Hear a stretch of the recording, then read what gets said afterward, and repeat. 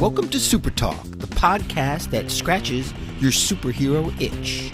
Just two suburban dads nerding out over superhero stuff on the small screen and the big. Buckle up, people. Enjoy the ride.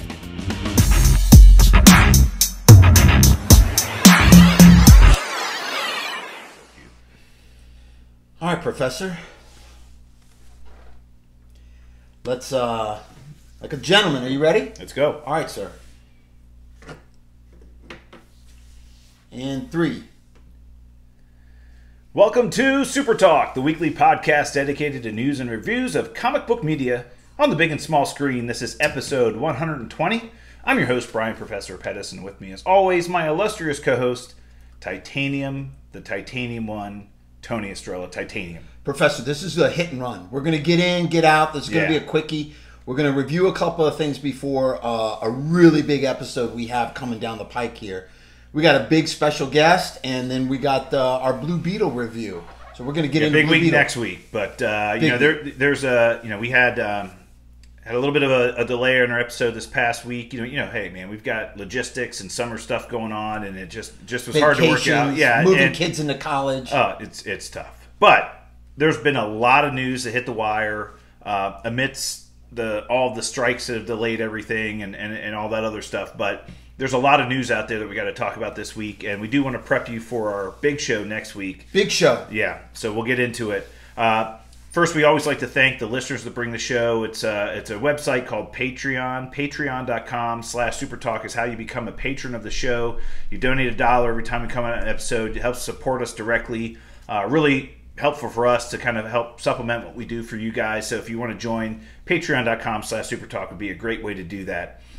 We've got a huge announcement for our show next week. Titanium, kind of went into his super secret, get into my connections mode and secured a pretty big guest for us next week. Yeah, absolutely. Brandon Davis from comicbook.com. I've been following him for quite some time. He's a mega interviewer. He interviews all the mega stars. And he's a super great guy. And his show, nice guy. Phase Zero, right? It's his big interview show on comicbook.com. His podcast, Phase Zero, also his X, I guess it's X feed, I can't stand, I'm going to still call it Twitter. Can I still say Twitter? Yeah, right, yeah. I just can't stand X. But yeah, he posts a lot of videos, and he interviews all the big ones. I mean, he's interviewed James Gunn, you name it. He's sat down with them. The cast of Guardians Volume 3. So we are absolutely blessed to have him on the show. I reached out to him on social media, and he had said something about, hey, I'm looking to be on some podcasts. And I was like, please join us. We'd love to have you. And he DM'd me very graciously and said, yeah, let's do this. So next weekend we will be connecting with him. We'll do it via Zoom, and I got some questions for him for sure. It's great timing because we're going to be doing our Blue Beetle movie review next week as well, so we can get his take, Brandon's take on the Blue Beetle movie, what he thought of it. I'm sure he probably got an early screening of it. Not just an early screening, but he interviewed everybody on the show, everything from the director and from the actors. So before the strike, yeah. So I'm sure he's seen it, and we'll get his take on it, where he feels it fits in kind of what James Gunn's picture of the new DCU, and kind of the big picture of the Blue Beetle character. And so we'd love to get his take on that. But it'd be perfect. It's Super Talk, giving you our feelings and everything on the Blue Beetle movie. And then Brandon's going to be here. We'll have some Q&A with him and be able to kind of pick his brain on a bunch of stuff that's going on as well. Yeah, absolutely. All right. Well, let's get into no reviews this week. We'll be saving that for next week for Blue Beetle. But, again, as I mentioned, there's a ton of news that has kind of come out. Some rumors, some announcements. So let's get into it. Last week we got the first trailer for I Am Groot Season 2. This was a series, came out on Disney Plus last year. Animated series, a bunch of shorts. They're like maybe 5 to 10 minutes long, each of them, and I think there were 5 or 6 of them last year. We're going to get the same number again this year. That is coming September 6th. So they did a big announcement. They're dropping all of the season 2 episodes on September 6th. And again, this is the version of Groot that was between Guardians of the Galaxy Volume 2 and Volume 3. So he's not quite the teenager we saw in Infinity War and Endgame.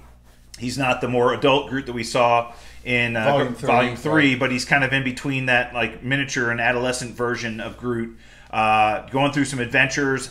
And boy, the trailer dropped a bunch of Easter eggs and hints to some other things that we've been waiting to see and hear in the MCU for a long time. Playing with a Nova doll, which was a really cool thing in the trailer. Yeah. So this again, I think it's just a good diversion for us. Something that we can talk about in early September. But that the trailer was really cool, and I'm looking forward to kind of just seeing. I mean, they do a good job with them, so the animation's really good and everything else. Yeah, so. It was a cute show last time and brought it back. It wasn't anything mind blowing, but it was great to see, and I thought it was really well done and cute. All right, well, our next news item seems to be a frequent news item, and that's more casting rumors for Fantastic Four. Speculation. Which we'll continue to have until they make any official announcements. Again, the latest news that we've talked about a couple weeks ago was Vanessa Kirby looks like has accepted the role as Sue Storm, and good news, it sounded like Marvel really wanted to cast that role first and build the rest of the cast around the role of Sue Storm. Yeah, which is great. Sue Storm being the focus of the script. Right, exactly. So Vanessa Kirby taking on that role, I think she's a great choice. I think smoke show. Yeah, I think she'll play the role very well. We've talked about how Adam Driver had been in talks with Marvel. News was that he was no longer in the running for the role. Again, the Marvel side of the story was that he was demanding too much money. His side of the story was he really couldn't connect with the character, and that had to do with the script. There's now even more rumors that they're rewriting the script a little bit more to kind of make it more serious role that Adam Driver can kind of get into. Still rumors that he still might be in the running for the role, but again, nothing really favoring him at this point in time. Great actor. Would love to see him do it. But, yeah. But you got to have somebody who wants the role. Sure. I mean, if he's saying I can't connect with the character, then he's going to be half-assed it, right? You don't want that. The new person who's now in talks with Marvel and supposedly the favored for the role is Matt Smith. So you and I and most people know Matt Smith from Game of Thrones, House of the Dragon. Yep. Played which Targaryen he played? I can't remember the name of the Targaryen he played in that, but. Doctor Who. No, he's the brother. He was in Doctor Who. Yeah, he was the brother to the king who kind of ends up marrying his niece. Funny story. But Matt Smith, great actor. Played Milo in Morbius. Yes, he did. The villain. I think he would do very well with that role. So if he's the guy who ends up taking it, I think he could really he did a great job in the Game of Thrones series. So I think he'd do really well there too. So great actor, yeah. Yeah, we'll see what happens. Again, a lot of this is just rumor and talk in the industry. And until we get an official announcement from Marvel, we'll continue to cover these rumors. So again, some more insight on the Fantastic Four movie. We're getting some details from behind the scenes about the script and about the plot of the movie. I think we covered this a few weeks ago that it looked like Antonio Banderas was joining the cast as the voice of Galactus, which is huge. Galactus, allegedly, yeah. Galactus being the main villain of this movie, and hopefully they're doing it right this time versus when they did the Rise of the Silver Surfer version of Galactus in the first iteration, the Fox iteration of Fantastic Four. When it was like a cloud that just engulfed the Earth. It was kind of weird. Maybe they're actually going to do a real kind of humanoid-looking huge character, and potentially that Antonio Banderas is going to be voicing that character. But the other news that came out was that he will have a herald, and it's not going to be Norrin Radd, the Silver Surfer. It's going to be Terrax, and that Terrax would be played by Ebon Moss-Bachrach. And that would be just great to have Terrax as a character and as a herald, and just have the Fantastic Four fighting against not only the herald but Galactus itself. I mean, I think it would be awesome. Yeah, that'd be kind of cool. Give the audience a little background on Terrax. So Terrax is one of the many heralds that Galactus has had over the years. He has very kind of stone, earth-based powers, can kind of control earth or stone and kind of move it at his will. Has kind of a very very similar powers to Terra from the Young Justice slash that type of person that can kind of control rocks and stone and earth and move kind of masses of earth with his mind, like an airbender. Kind of like a stone bender or earth bender. Yeah, exactly. Very similar to that, but one of the many heralds that Galactus has had over time. I think they would be using this character just to kind of leave room for the potential of bringing the Silver Surfer on in some future capacity. Obviously, Silver Surfer, huge character in Marvel, huge character in Marvel Comics history. Somebody you want to reserve, and we've heard rumors of them maybe setting up a Disney Plus either special presentation or limited series to talk about the Silver Surfer, which would be great as well. But bringing Terrax in, I think is awesome. I thought they did the Silver Surfer right in that Fantastic Four movie. I did. I thought they did a good job. Yeah, I thought they did great, and he looked amazing, and I thought it was well done. Yeah. Yeah, you remember who did the voice of the Silver Surfer in that movie? No. I'll give you a hint. Morbius in the Matrix movies. Lawrence Fishburne? Yeah. Really? He was the voice of the Silver Surfer. I would not have pulled that off without that hint. Yeah, so he's the voice. He didn't obviously physically play the character, but he was the voice of the character. Wow. Yeah, really, really cool. Really cool deep cut for absolutely. for the Thanks, Fox Professor. universe. Always an education when you're hanging with the professor. Yeah, right. But again, I think Terrax is a great choice. Really cool. And again, this movie's got to be a home run for Marvel. Got to be a home run on the casting side. Got to be a home run on the script side. It's got to be a home run all across the board. They've got big plans for the Fantastic Four for many, many years to come. Going to be a big fixture in the Marvel Universe going forward, and they've got a lot invested in this, so they got to get it right. So we'll see what happens. Another big rumor came out. This is, I tell you what, Deadpool 3 is turning out to be one of the biggest gifts that we in this industry of covering, comic book based media are ever going to be given. Not only are so many of these rumors that we're hearing, and they're rumors, many of them are rumors, but they're all plausible. Yeah. And most of them some of them we already know are true. Most of them we can believe would be true. Some of them a little bit far fetched. But we did hear that very highly likely that the main villain of the Deadpool 3 movie is going to be a character, Cassandra Nova, being played by Emma Corrin. And Cassandra Nova is a massive deep cut from the X-Men comic books. Sure. Massive deep cut. Is she the daughter or related to Professor Xavier? She is the twin sister of Professor Xavier. Wow. And I'm going to tell you, and that's why I'm saying massive deep cut. Because the history behind this character was that Professor Xavier had a twin sister in the womb. And the two of them were obviously mutants. And Professor Xavier, his sister, Cassandra Nova, was inherently evil. Kind of like the antithesis of him as a human being. So, kind of the evil version of Professor X, right? Take everything that he is and take the opposite of it, and that's what Cassandra Nova was.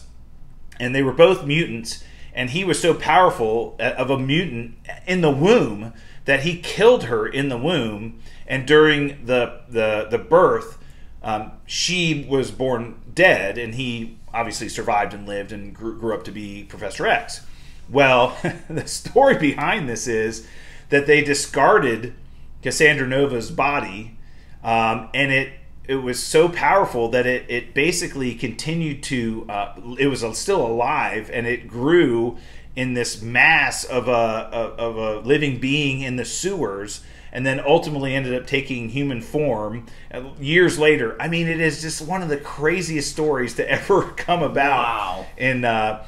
In the X-Men series. I'll have to pull up some of the old comics that had that in it. But she ended up being, and has continued to be for some time, a big, massive, big bad for the X-Men team. Obviously, portrayed herself as kind of, Professor X reborn as a female, and then fooled the X-Men into trusting her, and then ended up, showing her true colors and all kinds of others. I mean, and this is just so awesome for this movie if this is the case. that they're doing this, that Cassandra Nova is the villain of this movie, because it just makes Folks, so much what you're sense. seeing now is what's called nerd giddy.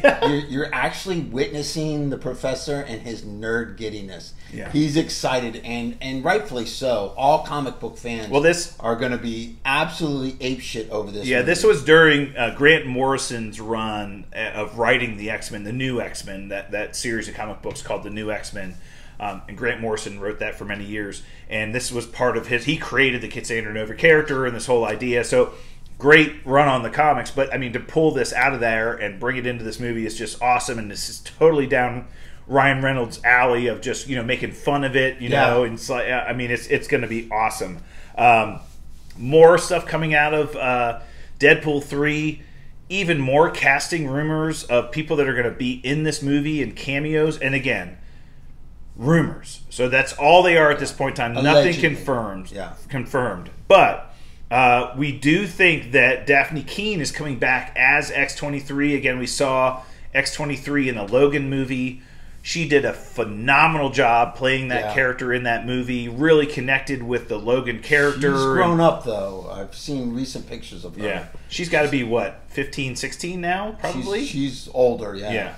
But bringing her back as the X-23 character, awesome. I mean, I thought she was awesome in that movie, and really kind of brought a lot of human connection for Logan in that movie. I mean, the reason why he really kind of did what he did in that movie was because of her, and she was a genetic clone of him, and it was like all this craziness. But she was also, bringing her back would be a home run, I think, and I hope that one's true. This next one, I cannot believe.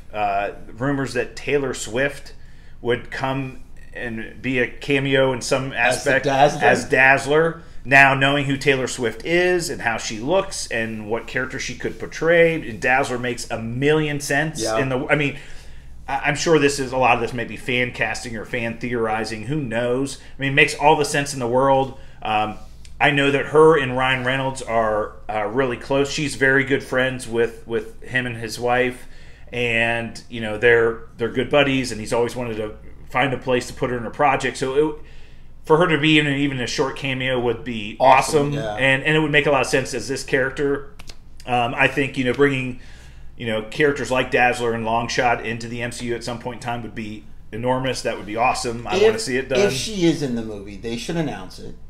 And they should release her costume or character, and they should announce it. And you will see a Barbie type of viral fans coming to the movie just to dressed see as her. Dressed as her too. I think it's brilliant. It's brilliant marketing, and it's a great thing to do for the movie. Yeah, and this last one, again, maybe somewhat far-fetched, but we talked about this months ago when we were talking about who would play the next version of Wolverine in the MCU. I think would be great. When they recast the role, Taron Egerton, great actor, been in a million things, and he has openly campaigned for this role. He has met with Kevin Feige. He's done everything and anything he can to kind of put himself in front of, hey, I'd like to be the next Wolverine. Now there's rumors that he may be showing up in Deadpool 3 as a version of Wolverine, as one of these multiverse versions of Wolverine. Again, total rumor, but if there is no future for him in the MCU, very similar to, I guess the John Krasinski side of things, like there was no future for John Krasinski as Mr. Fantastic, theoretically. And they were like, hey, let's pay off the fan service and, make him Mr. Fantastic and Doctor Strange. Well, if there's no future for Taron Egerton as Wolverine in the MCU, well, let's just put him in this movie. Why not? And roll it up this time. Yeah. And could play an alternate version of a multiverse version of Wolverine. That would be awesome.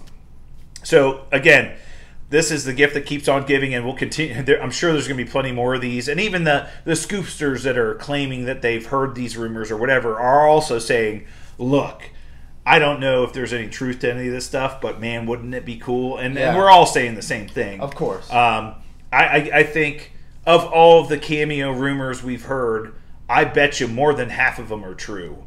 And, some of these insiders have connections. Yeah. Yeah. So that'd be great. Yeah, so we'll see. And again, Hopefully, this movie is not delayed too much. Look, the writer's strike and the actor's strike continues to go on.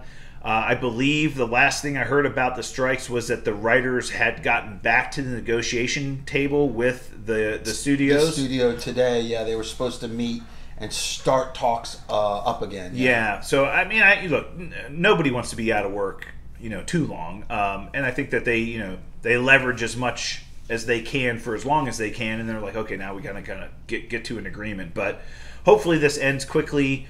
Again, big rumors that all these projects, Deadpool being one of them, were put on hold when the actor strike started, and they're going to be on hold. And hopefully, it's not too long. I think that Deadpool said that they could be offset for 3 months without missing their date. But if it's 3 months or more, then they're going to miss their date. We're right at that. Yeah, we're close. We're close. So hopefully this ends quickly, and we'll see. Yeah. Speaking of strikes.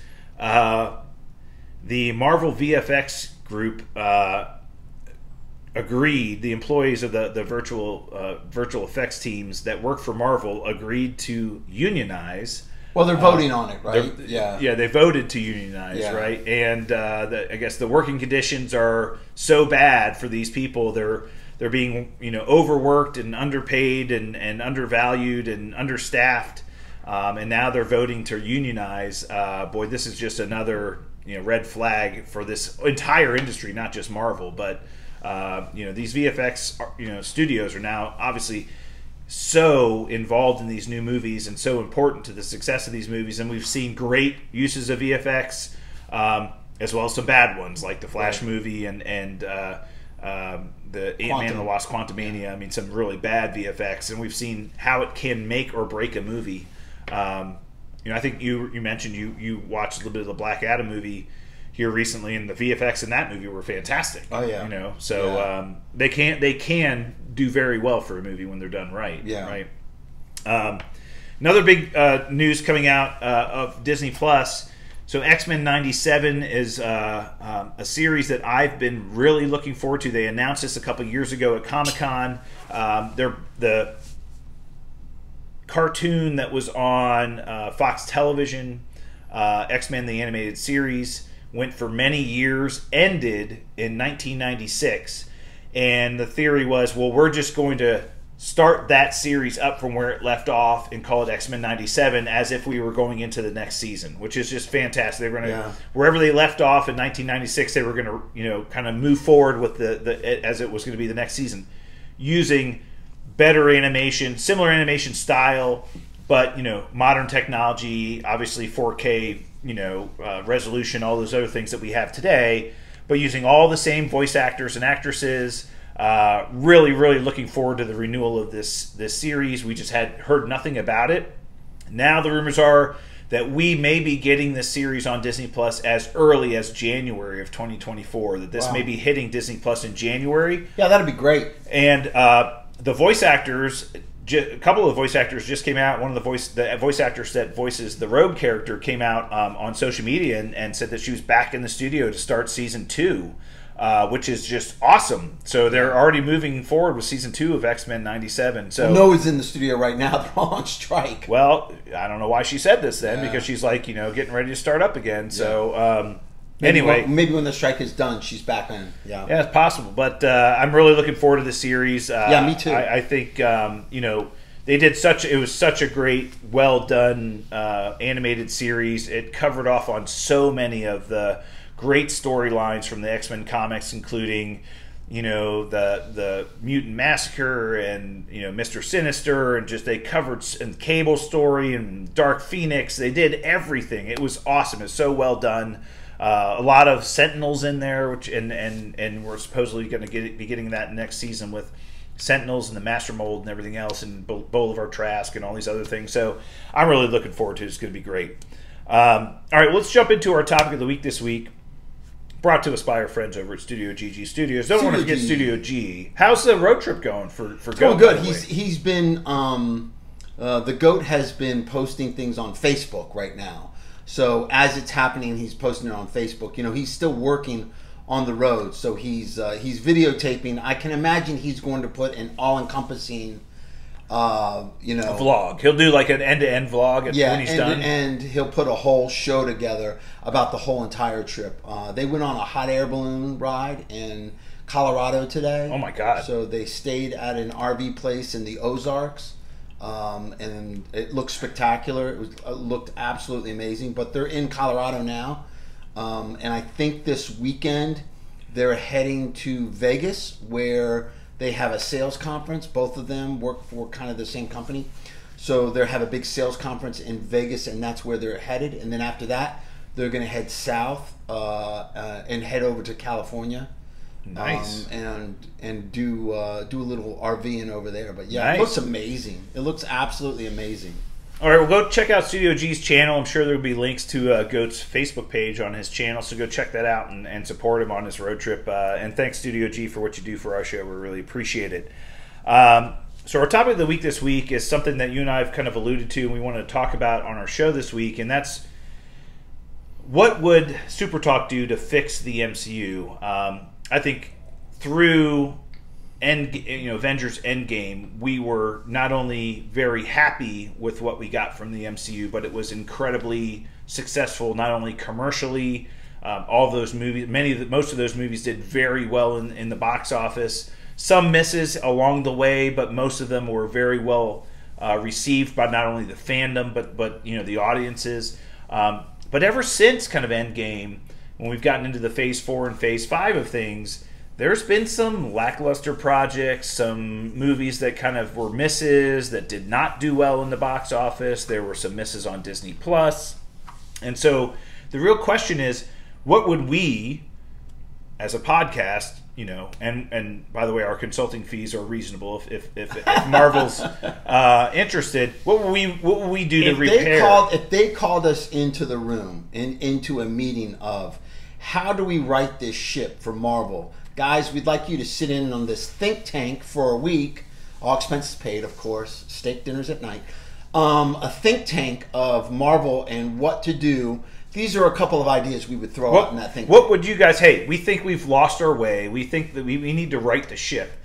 As fans of Marvel and the Marvel Cinematic Universe, I consider us mega fans. Yeah. What would you do to repair things? And I want to get over the idea that there's this superhero movie fatigue, right? And I think you and I've covered this before. I don't think the industry is so saturated that there's no appetite for this, because I think Guardians of the Galaxy 3 is a great example. You make good movies with good characters, good writing, good actors, people will go see it. People will pay money to see these things. It's not that it's a superhero movie and they're done with them. They're tired of them. I don't think there is fatigue. I think there's fatigue over bad writing. I think there's fatigue over bad VFX. I think there's fatigue over bad stories, bad villains. People that people don't have any vested interest in. Right. So what would we do to fix it? I've written a few ideas down here, and I'd love to get your take on a lot of things too, Titanium. But I think the cornerstone, and this is something that we've gotten away from here in the last couple of years, the cornerstone of anything and everything they do needs to be the team-based movies. And that's, the Avengers, the Fantastic Four, and the X-Men. Take those three major teams of individuals and focus your energy and most of the major motion pictures you're doing around those teams. Mm-hmm. And I think we have not had a major team-based movie since Endgame. Right. So think about that. Every movie that's come out for Marvel since Avengers Endgame has been an individual character's movie with some people. Guardians maybe could be considered a team. Guardians of the Galaxy. Potentially. Yeah. And that would be the only exception, right? Yeah. Would be Guardians of the Galaxy Volume 3. Even though the Guardians were in Thor: Love and Thunder, I wouldn't call it a team-based movie, right? No. There was just kind of like a, and even America Chavez and Scarlet Witch was in Doctor Strange: The Multiverse of Madness, so I wouldn't call it a team-based movie. No. It was very much an individual movie. But I think the teams need to be the cornerstones. And look, when the MCU first started, you had to build these individual characters and build them up to the team-based movie. So we had Iron Man 1, we had the Incredible Hulk, we had Iron Man 2, we had Thor, we had Captain America: First Avenger, and then we had the Avengers movie. Mm-hmm. I get that ramp up. establish these characters, let the audiences not only who these characters are, but the actors who are playing them and the villains that drove them during those movies. I get it.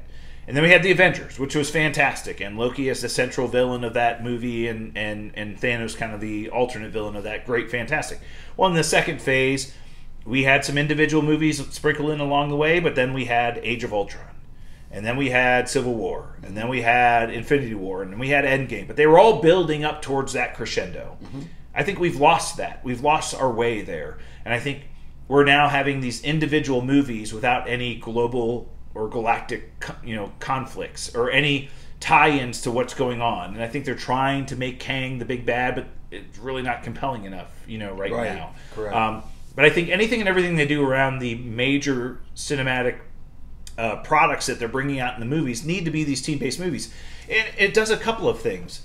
It allows more than one actor or actress to carry the load of a movie. And that was one of the great things about these movies, like the Avengers movies we had, was that you weren't dependent on one actor to carry the entire movie.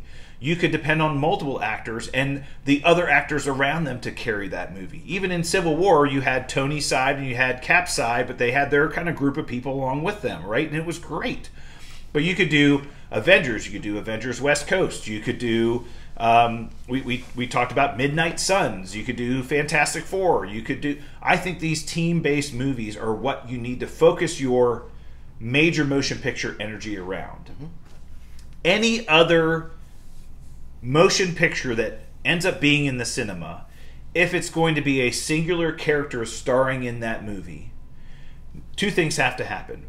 That character and the actor playing that character need to have justified that they deserve their own movie and they can carry their own movie. Yeah.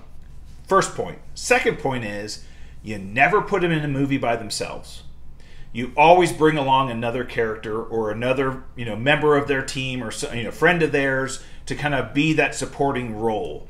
Good example of this would be like Falcon and the Winter Soldier when we had that series on Disney Plus. If it was just Falcon, wouldn't be very good. But the fact that when Bucky was there and Winter Soldier was part of it made it better. And the two of them together made a better, product. Okay. Right? So I think you need to have somebody come along and carry that other main character in that movie as kind of a supporting character. Again, not saying that Batman always needs Robin, but Batman and Robin done right is really good. Sure. You know what I'm saying? Yeah. So I think that should be another thing. I think you're right. I think... did they capture lightning in a bottle and is it over? I don't think so. But I've said this 100 times, and stay with me here for a minute. I've said this 100 times. When you force these ancillary characters down the consumer's throat that are great comic book characters for that comic book audience, you're appealing to that comic book audience. Geeks and freaks like me and you that love comic books and love that. When you bring in these characters, you eliminate the rest of the novice and the ancillary fan base that really doesn't understand or wasn't really reading the comics, kind of know who they are but aren't really interested in them like we are. So you're limiting that fan base to very slim people like Moon Knight, like Miss Marvel, like Photon, like Captain Marvel, like all these characters that aren't really huge production characters that can carry a motion picture, like you said, by themselves. So I think team-based is correct. Now, what they're trying to do is they're trying to create their own team by introducing all these characters and then hopefully put them together all at once at some point in time.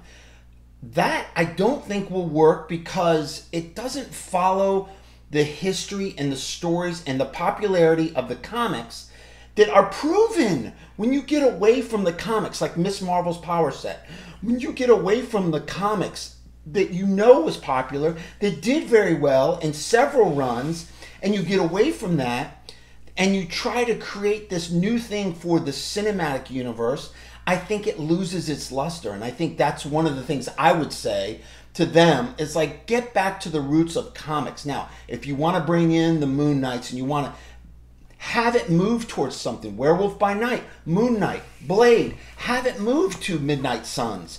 Create that allure of, hey, they're going to gang up at some point, and there's going to be a big fucking movie called Midnight Suns that's going to be ridiculous. It's going to be the occult. It's going to be, satanic. It's going to be Moon Knight and the Blade and werewolves and vampires, and it's going to be crazy. Do that. Build that up again, but don't just take these... The Marvels. Here's a great example. The Marvels. Is that a team? Was that ever a team in the comics? Never. That's what I'm saying. So don't force these teams on us that haven't been proven in the comics. But that's a great example. Like, I enjoyed the Captain Marvel character in Endgame. She was great and played a great role in that movie. Yeah, but the fact that she got her ass kicked by Thanos and she's supposed to be the most powerful character in the MCU was a little disturbing to me. Right. And kind of like the way the Hulk has been pussified. Right. But I think that you can bring these characters in on these team-based movies if you want to introduce us to Ms. Marvel, if you want to introduce us to Captain Marvel, if you want to introduce us to these other characters, do it. And I think that that's what they need to do. I understand that team-building concept early on. Introduce these characters in their own movie and then put them on a team. They had to do that because nobody knew who the Avengers were. Right. Because they were the third most popular team in Marvel Comics, behind the X-Men and the Fantastic Four. And they're like, well, the Avengers is like the third most popular team. We have to tell the audience who these characters are. And we got really lucky in the actors that we cast in these roles, right? And they had to do that. They don't have to do that anymore. Have a core of characters that we know and love, and sprinkle in one or two new ones every. Here's another great example. Remember the Black Adam movie? They had Atom Smasher and Cyclone in that movie. Yeah. They were great supporting characters in that movie. Great chemistry. Yeah. Right. But you didn't have to have their own solo movie. Hawkman. Mm-hmm. Right. You didn't have to give them their own solo movie to get them in that movie. Introduce them in the movie, and then we as an audience can tell you whether or not we like them, and then you decide if you want to use them going forward. And I think that these teams, like the Avengers, should be a core of 3 or 4 people. And then you sprinkle in 2 or 3 other people in the movie, in the big movie, and introduce us to them. Same thing with the X-Men. The X-Men can be Cyclops, Wolverine, Jean Grey, and Beast, and say that's the core 4. And then we're going to sprinkle in a little bit of Gambit and a little bit of Rogue, and we're going to sprinkle in a little bit of Iceman, we're going to sprinkle a little bit of Angel. Sprinkle them in. Fantastic, but you've got the core with big-time actors going to play that core, and then you sprinkle in these supporting characters in their movies, and in each movie maybe a different group that's, hey, we've got a new mission, and we're going to take these 6 people this time. Yeah. Oh, well, fantastic. That's the outline that they did at the very beginning. That's the way the comics worked. That's the way the comics worked. Right. That's the outline they did when the beginning of the MCU. Right. And it was successful. Right. And they've gotten away from that. Right, exactly. I mean, you just introduce these, think about the way they introduced us to Scarlet Witch and Quicksilver. That was in Age of Ultron, and they were villains at the beginning, and then they ended up becoming part of the team, and Quicksilver ended up dying, obviously. But Scarlet Witch then became a core member of the Avengers for movies to come. Yeah. They didn't say, let's give Scarlet Witch her own movie and introduce you to her as a character with her brother, and then we're going to introduce her to you in a movie later. No, they didn't do that. They did it in a big movie and let us learn about the character in the movie, and then we got to know her along the way. That's the way they need to do it. Right? The exception to this, obviously, is the Fantastic Four. The Fantastic Four needs to be the core 4. There's been very minor exceptions in the history of the comics where it's not been Mr. Fantastic, Invisible Woman, Human Torch, and the Thing. I mean, She-Hulk did replace the Thing for a period of time in the Fantastic Four. So I'm not saying it never happened, but we know there's a core 4 in the Fantastic Four. Correct. And that core 4 should not be screwed with. It's proven it has a track record in the comic books to be very popular. And the chemistry just works. Popular. Right. And those 4 characters are also, by the way, very popular with the novice fan. And the fan that's on the outside fringe of the comic book nerdery, But that's the thing. Would you ever consider giving the Human Torch his own movie? No. Why? Why? No. You know, he's better with his cast of supporting characters. Yeah. And being part of the Fantastic Four is what makes him popular. Johnny Storm and the Human Torch popular, and their the chemistry dynamics them, between the other three. I mean, his sister and his brother-in-law and the Thing. I mean, it's just great. Yeah. So why screw with it? Okay, so that's you got to focus on these teams and do the teams right and sprinkle these other characters you want to introduce in the team-based movies. Let us decide as an audience whether we like them or not. Right? Let's do that. I think solo characters, if you want to introduce us to a character who is a solo character, not part of a team, or somebody you want us to learn more about, do it in special presentations. Yeah. Or limited 3 or 4 episode series on Disney+. What a great way to introduce us to Moon Knight. Disney+. Fantastic. Yeah. You want to introduce us to Nova? Do a special presentation on Disney+. And then when Nova shows up in the next Guardians movie, oh, we know who Nova was. He was on the special presentation on Disney+. Yeah. You don't need to give him his own solo film and have it bomb in the box office and wonder why it didn't succeed. Right. Just do a special presentation, introduce us to the actor playing the character and the story behind the character, give us enough to get interested, and then don't wait 5 years and put him in a movie. Do it like a year or 2 later. You know, all of a sudden he shows up in the next Guardians movie. It's like, and he shows up to save the day. You're like, oh, that's awesome. Nova's here. That's what we want. Yeah. But use Disney Plus as that vehicle. Introduce us to characters that you want us to know about, you want us to get to know or know more about, or potentially villains that person is fighting against. Do it in those special presentations and those. And I don't want a 12 episode series on Disney Plus. I don't need an 8 episode or 6 episode. Just give me 3 episodes or a special presentation. Give me hour and a half long special presentation. That's all you need. Yeah, and don't put so much emphasis on these C-list characters. I mean, at least make them relevant characters. Don't go out and take a look at the catalog and pick some obscure character, that really the Wrecking Crew. I mean, you totally wasted in the She-Hulk. But why introduce them that way when they're not that popular to begin with? I mean, although they were in the original Secret Wars, so I mean, there's some. But again, they wasted it. They wasted them. Now, what they're doing with the Serpent Society in Captain America 4, I hope is done well, because I think that's one of the other things that I think we have on my list here is you need to create teams of villains and individual villains that are compelling. Look, the concept of Secret Wars, which we know they're marching towards, which we know they're doing, and it may be 5 years from now at this point in time, they're marching towards this concept of Secret Wars. And in both iterations of Secret Wars, the one in the 80s and the one in the 2000s, here's what happened. Groups of heroes were pitted against groups of villains on this battle world or alternate, version of Earth or whatever, and were made to fight against each other, and the winners were going to get something. They were going to be able to choose their destiny, or their dreams would become reality, and all this other, whatever it is. But if you don't have a group of villains to fight against the group of heroes, that idea falls flat. Yeah. It falls short. Yeah. And we don't have enough villains out there right now, or teams of villains. I mean, there's so many of them. The Brotherhood of Evil Mutants, the Serpent Society is a great example of groups of villains that you can get. The Wrecking Crew, and there's so many of them that you can pull together that fought against these teams in the past. Bring them together. Yeah. And again, I think you could have a special presentation or a limited series on Disney Plus that's a villain-based thing. Show these villains, their powers, them doing bad stuff, and make us hate them. And then when they show up in the next movie, we know who they are. Yeah. And don't make us like them.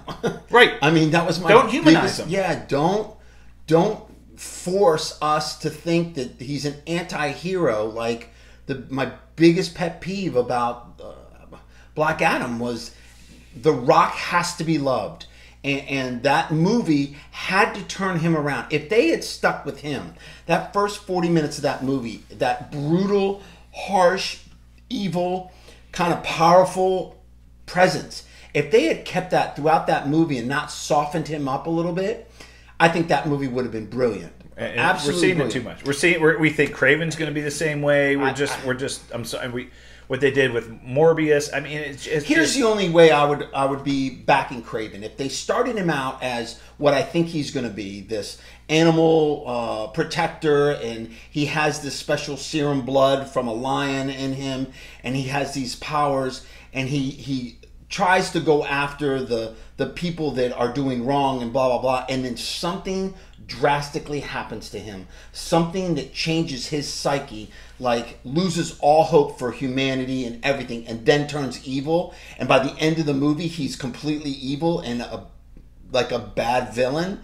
I'm okay with it, and I hope they do that. I hope they don't end that movie with him as an anti-hero or some likable character. I mean, look at Shazam 2. I mean, those, first of all, the villains weren't compelling. They had no backstory. We had no idea. The Sisters of Atlas, who the fuck are they? And great actresses, Helen Mirren and Lucy Liu, great actresses, but not evil, not daunting, not menacing, not terrifying. You know, those aren't the... Thanos, Josh Brolin, great voice, unbelievable voice, a dominant figure, and it doesn't have to be a male dominant figure, because Helena in Thor Ragnarok, great villain. Hela, yeah. Great villain. And I think they're really missing the point on these villains. I really do. They're missing it, and I do think there's an opportunity for them to make us dislike, and I think that's what they're so afraid of. Why would I build a series on Disney Plus, or let's say a special presentation, hour and a half special presentation, focusing on the Masters of Evil? And I'm going to take Baron Zemo, and he's going to grab a few people of questionable morals, and he's going to go steal something, or he's going to go unleash, some hell on some world, or he's going to go, steal billions of dollars, or he's going to, kill, a bunch of people.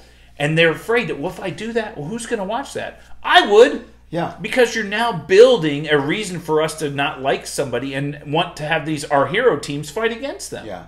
Right? Yeah. And they just missed the boat on all of that. And they didn't learn anything from Loki. I mean, that's what they did with Loki. He was kind of a, back and forth. He was Thor's brother, and you liked him, but you hated that you liked him. But you knew he wouldn't hesitate to stab him in the back. Of course not. Of course not. And every time he disappointed Thor, and he would do something evil.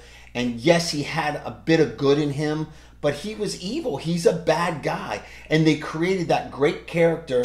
And I hope that they don't turn him into some kind of anti-hero. Well, they already have. Well, I hope they don't turn him into like something that we just don't despise him anymore. I hope they keep that edge to him. I don't know. They almost already have with the Loki series. I mean we'll see what's going on with the next season, but I mean they've already turned him into an anti-hero to some extent, and made him question his lifestyle and and his history and all this other stuff. I think his... But that was a character arc that they built. He was so bad, and such a badass for so long and so evil. I mean, he destroyed half of New York. He was so evil, and then his character arc switched. They're not doing that anymore. They're building it from the beginning like he's supposed to be a bad guy, but that character arc switches so quickly. But why not do like a Disney Plus special presentation with Masters of Evil? Have Baron Zemo break out of the raft, right, and have him recruit a team of villains and have them, go on one of these, Fast and the Furious type heists using their superpowers,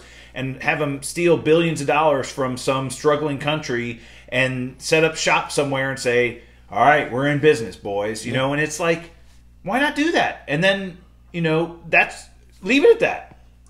Sometimes the bad guy needs to win. Exactly. I mean, look, Empire Strikes Back. What was so popular about that? Right. Is that the struggle with who didn't hate Darth Vader? Thank you. Right? Yeah. We need another Darth Vader. Now you end up humanizing him in the last movie at the last second, but it was his arc, journey. It's a journey, right? And again, I think they should and could do that with Doctor Doom. They should have a limited series on Disney Plus, introducing him as a character, and once you've cast Reed Richards, show them back together in college and how they had a relationship, and then show him as, the King of Latveria and how he gets his powers and how he, uses those powers and learns magic and, how he, just do all of that. Just build this big bad character. And so when we see him again, we're not. It's no strange, thing to us. So one of the greatest villains of all times, in my opinion, Dr. Doom. Oh yeah, it's one of the very few villains that the MCU hasn't leveraged yet, and they need to. They need to bank on him. The first Fantastic Four movies, they kind of leveraged him. Yeah. No, MCU has not used him. Yeah. Fox used him, but Marvel has not used him. But and I do think you can have these crossover events and crossover movies, Secret Wars being one of them, where you bring these teams together or find reasons why they need to join forces and fight against something.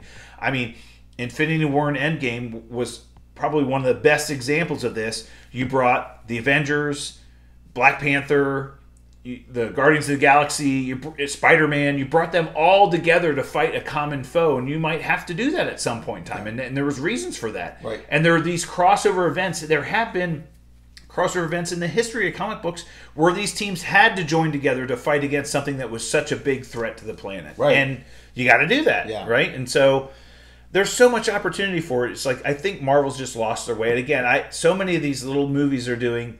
I don't know if it's because of the contracts they have with the actors, or it's because they feel like they need to give these actors their own solo movies so they can make some money or whatever.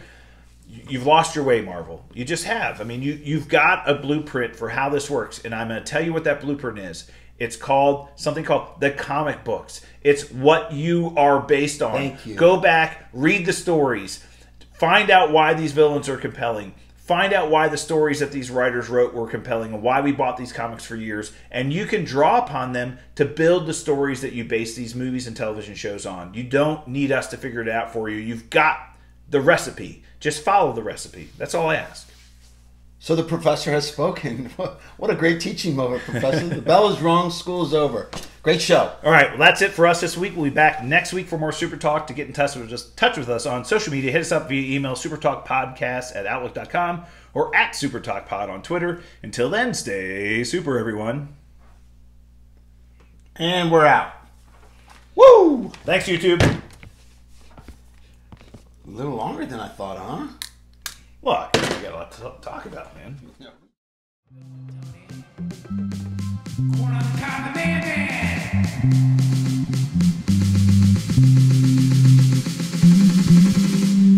Black Viper. Everyone likes this game. Haters gonna hate. And I know you can't wait.